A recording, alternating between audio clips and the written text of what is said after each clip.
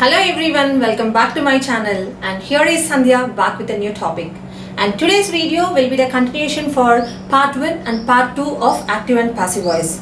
Those who haven't yet watched my part 1 and 2, please do watch and get continued with the video class of today. And in today's class, we will be dealing active and passive voice in detail. And in the first part, I have explained you the steps to be taken in order to convert a sentence from active voice into passive voice. And in the second part, I have given you the instructions what kind of sentences are not supposed to be changed into passive voice. And in today's class, we will be dealing in detail with declarative sentences or assertive sentences. And these can be a positive statements or negative statements. And these sentences can be told in any of the tenses, like it can be written in the present tense or in past tense or in future tense. Okay, positive statement, for example, a hunter shot the bird. This is a positive statement. The hunter did not shoot the bird is a negative sentence. It can be told even in the future tense too, like I will meet you tomorrow. This is a positive statement. I won't meet you tomorrow. It's a negative statement. Now, coming to declarative sentences. Before explaining you the complete details, I do want to show you a table. Here I have taken active voice as AV in short form and passive voice as PV. And here I am taking the verb that will be seen in the active voice, and here the auxiliary verb. In the earlier class, I have even explained you like why we should take was or why not were. Such kind of verbs will be dealt today. Now, if the sentence is given in present tense, and how are you going to identify whether the sentence is in present or not? We will look at the verb. The verb will be in the root form, that is V1, or this V1 will be added with yes or es. Have a look at this sentence. I drive a car.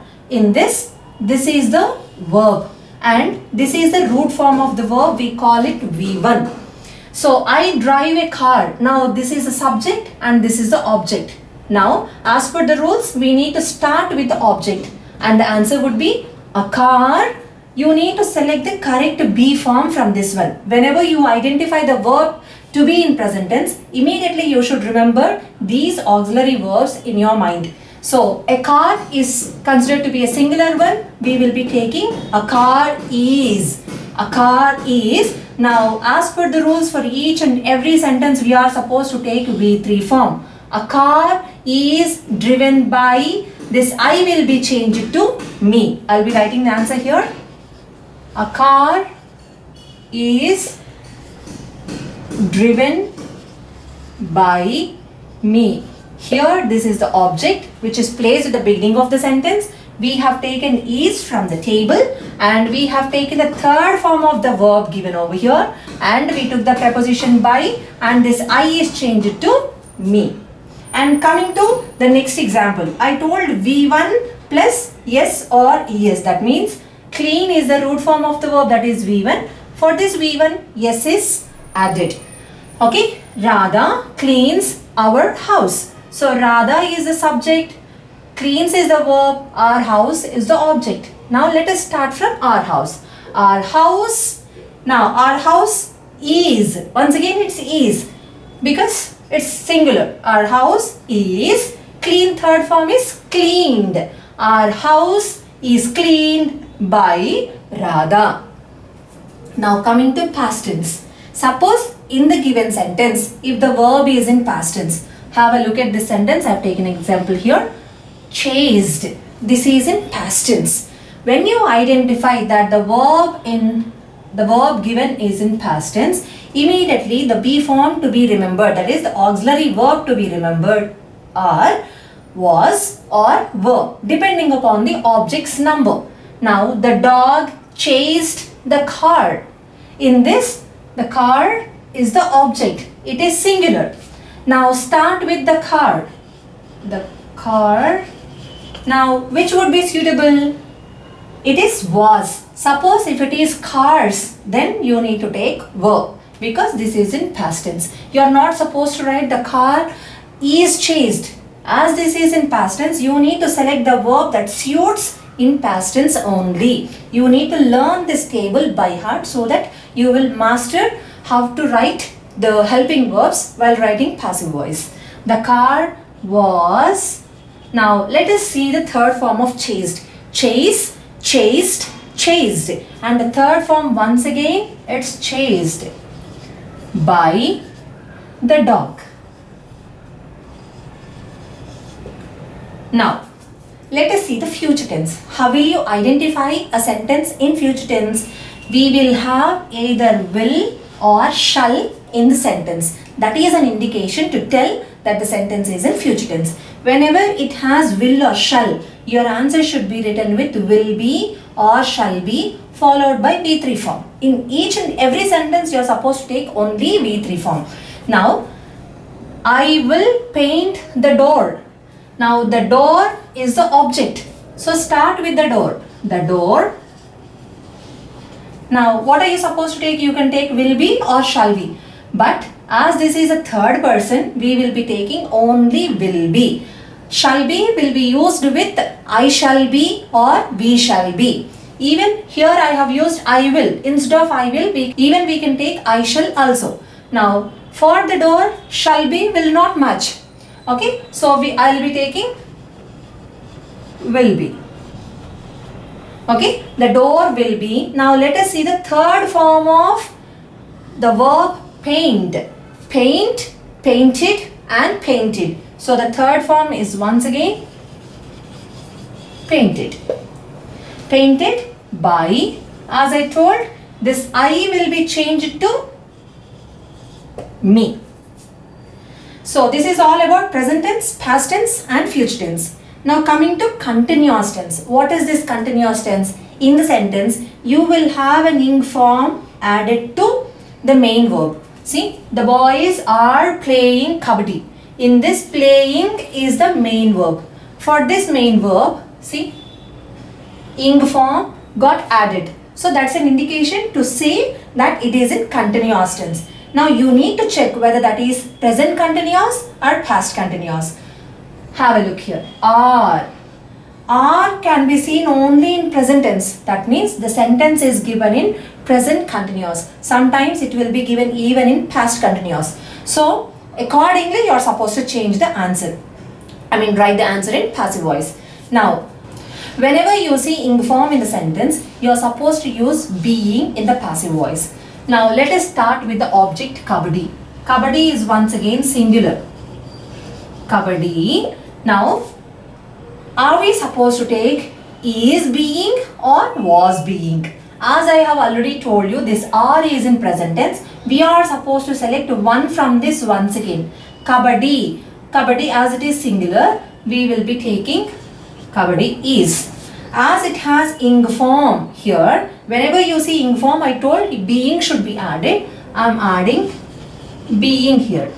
Now as it is like, we are supposed to take third form of the verb. Now play is left. Now play, played and played. So let us take played.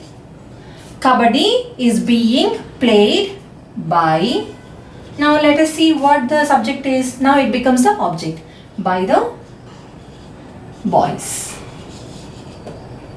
Right? Now let us see the perfect tenses. Perfect tenses can be identified with the usage of either has or have or had.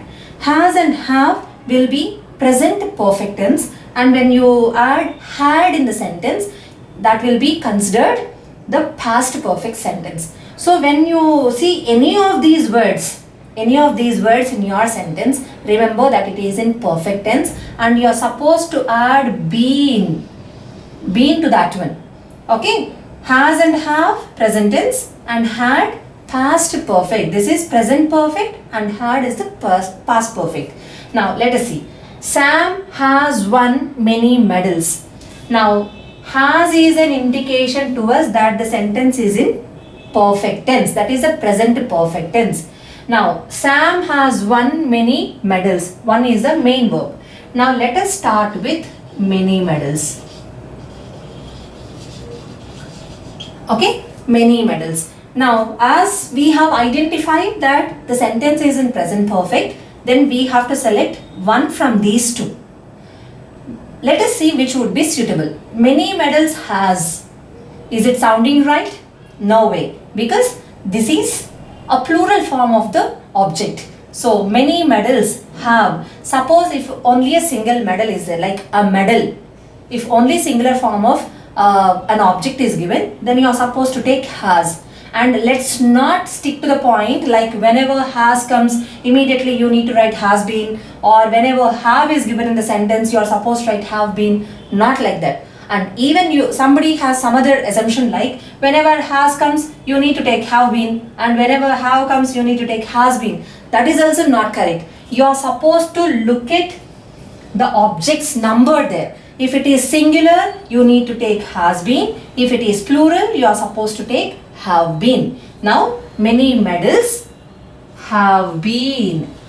Have been. Now, one, it's already in third form. So, we will take the same verb. Won by. Now, Sam is the subject. It becomes the object here. Many medals have been won by Sam. Suppose if it is had, like Sam had won many medals, then no need to look back whether you are supposed to write has been or have been. So whenever you see had in the sentence, just blindly write had been in your answer. Like Sam had won many medals, then your answer will be many medals had been won by Sam. Suppose if it is a singular object, Sam had won a medal, then a medal had been only. Like it doesn't depend upon the object's number. Okay, so whether it is singular or plural, you are supposed to write had been whenever you see had in the sentence. The only problem arises is whenever you see has or have, many people have the confusion like whether are they supposed to keep has been or have been. Just remember, you are supposed to concentrate only on the object's number. It's not that has is there, you can write has been or have been. If it is singular, use has been. If it is plural, write have been. It is very easy to identify the object's number. And coming to the models. What are these models? These are called modal auxiliaries like can, could, shall, should, may, might, must. Okay, so these are all the auxiliaries. Whenever you find such kind of verb, that is modal verb in your sentence, what are you supposed to do? Use the same model whatever is present in the sentence and add be to that. Just see, we should respect our elders. Now we is the subject, our elders is the object. Now should respect, this should is the modal auxiliary verb. This is the main verb and this is the modal auxiliary. Now what are you supposed to do? You are not supposed to change this should. Keep that should as it is and apply been next to it. Now let us start with our elders. Our elders. Okay. Now modal auxiliary is should. I am using the same word should. Use the same model and apply be to that one. Should be. Should be. Take the third form of respect. It is respected. By. Now we will be changing to us. So my dear students, remember the table. Learn it by heart. Whenever the verb is in present tense, apply is, am, are depending upon the object's number. You need to concentrate all the time on the object's number. Make sure that you identify the verb first. Identify its tense. Once if you have an identification of the tense, then the answer becomes very easy. Immediately your focus should fall upon the object's number. Then you can prepare the answer based upon the steps I have given you in the first class. So this is all about the table and we have done with only the declarative sentences and these are the examples only pertaining to this particular table. Now I will explain in detail the declarative sentences like in that too only in present tense today. In present tense we have 4 categories like simple present tense, present continuous tense, present perfect tense and present perfect continuous tense. But in the second class, I told you for the perfect continuous tense, we don't have passive voice. That means we are going to see only the passive form for first 3 tenses. With this, my class has come to an end. Meet you in the next class with another topic. Take care.